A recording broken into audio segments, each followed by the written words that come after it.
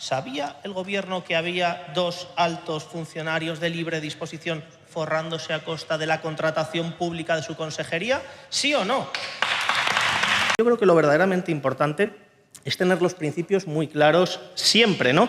Y por eso, señoría, posiblemente a ninguno de los diputados de mi grupo, ya estemos en el Gobierno o en la oposición, nos verá reuniéndonos con representantes de la Embajada de Israel el mismo día que la ONU advierte que hay 14.000 bebés en la Franja de Gaza en riesgo de muerte.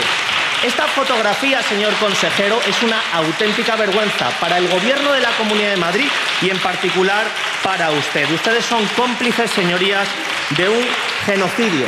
Y en esa, señoría, también somos diferentes. Ustedes llevan 18 meses justificando y apoyando la matanza de 50.000 palestinos y palestinas, justificando y apoyando la matanza y el asesinato de 15.000 niños y niñas palestinos. Niños y niñas que son como sus hijos, que son como nuestros hijos. Niños y niñas que han muerto por las bombas de Netanyahu. Y niños y niñas que están a punto de morir por el bloqueo humanitario de Israel y Netanyahu. Ustedes, señorías del Partido Popular, ante este genocidio, están justificando y aceptándolo. No sé en qué momento han decidido elegir a un genocida por delante de la vida de 50.000 seres humanos, pero les aseguro que es una vergüenza que les va a perseguir siempre. Y estoy convencida de que dentro de unos años ustedes intentarán convencernos de que estuvieron en el lado bueno de la historia y que ustedes defendieron los derechos humanos. Ni en 1 millón de años, señorías, ni en 1 millón de años se nos va a olvidar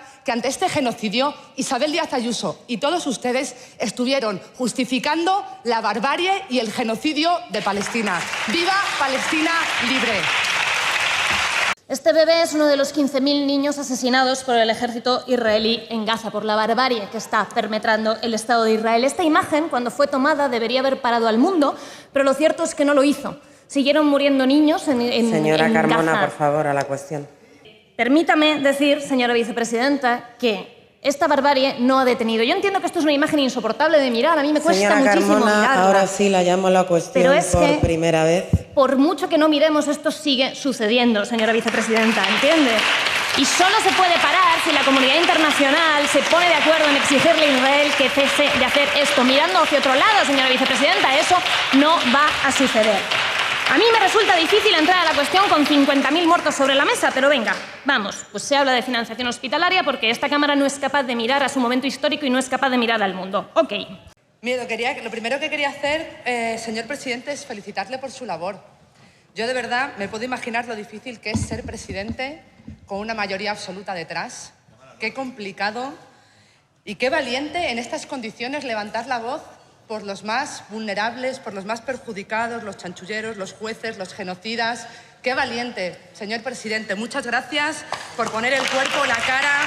Y mire, estoy de acuerdo, que no lo podemos criticar, porque qué duro, ¿verdad? Criticarle, cuestionarle, no como que te lancen bombas durante 18 meses, maten a tus hijos, a tus hermanos y a tus padres. Lo suyo sí que es duro, consejero, mi solidaridad.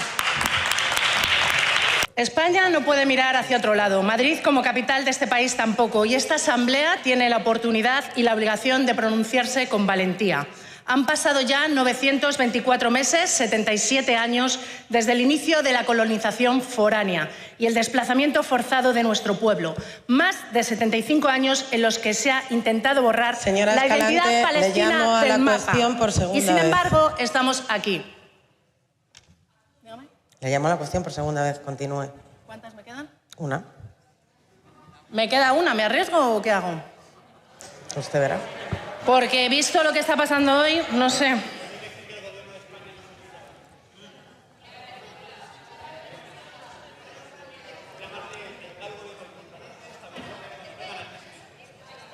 Voy a terminar con la carta de mi amiga. Ben Gurión dijo que los viejos morirían y los jóvenes olvidarían. Hoy les decimos no hemos olvidado. Y mientras exista una sola persona palestina en pie, la lucha continuará. Palestina será libre. Algo parecido a lo que pasa cuando sus señorías del Partido Popular intentan hacer pasar por control al Gobierno esas preguntas onanistas que tanto les gustan a sus consejeros para su propio lucimiento. Posiblemente las únicas que debería inadmitir con justicia la mesa de esta Cámara porque representan un auténtico fraude de ley. Señoría, en su estrategia... Le he llamado a la cuestión, por si no lo ha oído, señor Gómez Perpiñán. Perdón. Por la referencia a la mesa, que le llamo a la cuestión. Tampoco se puede hablar de eso, es que lo hemos dejado muy claro. Perdón, bueno... Venga, pues... Perdón, disculpe, señor no Osorio. se preocupe. No era mi intención. En esta legislatura ustedes han batido su propio récord, cuadruplicando el número de iniciativas inadmitidas, haciendo un uso... Por segunda vez, señor Gómez Perpiñán. No he mencionado la mesa. La labor de la mesa no se puede hablar aquí, no es Pero cuestión no que... estoy hablando de la mesa. Sí, he hablado de las no calificaciones de iniciativas. Hablo de la inadmisión en general, no he mencionado la mesa específicamente. Bueno, sí. En la duda se la retiro. Gracias, señor presidente. No, decía que ustedes hacen un uso espurio de su mayoría parlamentaria y en mi libertad pues quiero dejarlo reflejado. Le podía relatar las innumerables iniciativas de mi grupo parlamentario relativas a otro asuntillo feo que tienen ustedes por ahí en su consejería y que han sido fulminadas por algún órgano de este Parlamento que no quiero mencionar para que no me llamen a la cuestión. Y posiblemente también le podría hablar del episodio que tuve con el presidente de la Comisión de Digitalización, que me retiró la palabra por hablar de un caso de corrupción que afecta a su consejería. Lo que pasa que me ha chafado absolutamente mi discurso porque hoy el presidente de esta Cámara yo creo que ha ido todavía mucho más allá. Por tanto, yo creo que lo que ha sucedido hoy da buena cuenta de cuál es el talante del Partido Popular en esta legislatura. Así que vamos a salir de dudas hoy. Le voy a preguntar específicamente, señor consejero, por el caso Aqualex. Ya sabe, esa empresa fundada por dos altos cargos de su consejería mientras formaba parte del órgano de contratación para asesorar a empresarios que querían ganar contratos públicos. Señor consejero, artículo 15 de la Ley de Incompatibilidades. El personal al que se refiere esta ley no podrá invocar o hacer uso de su condición pública para el ejercicio de la actividad mercantil, industrial o profesional. Le leo textualmente lo que decía el señor Antonio Carrasco en la web de Aqualex, en la que ofrecía sus servicios de asesoramiento. Actualmente, como subdirector general de la Agencia para la Administración Digital de la Comunidad de Madrid, dirige su contratación pública. Atención. La gestión de los recursos humanos, el régimen jurídico, la prevención de los riesgos laborales y la formación y capacitación digital. Señor consejero, entre usted y yo, usted que es un político de éxito, no como estos desarrapados de la oposición, ¿qué le parece? ¿A usted esto le parece legal o le parece ilegal? Me interesa su opinión.